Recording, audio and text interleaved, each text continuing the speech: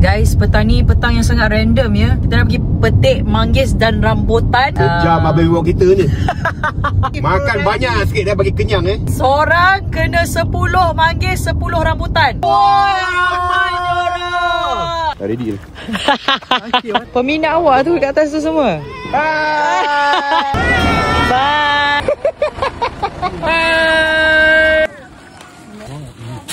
Oh, okey. Ni hasil rambutan hari ni. Wih, tu kat mana tu?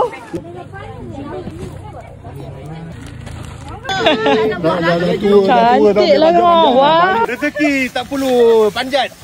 Diorang bagi free buah. Alah, terima kasih. Halo.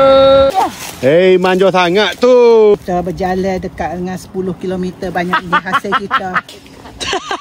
Tahu dah nanti. Posing.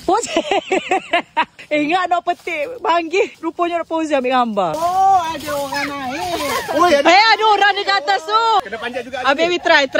Oh, patah dah dahan.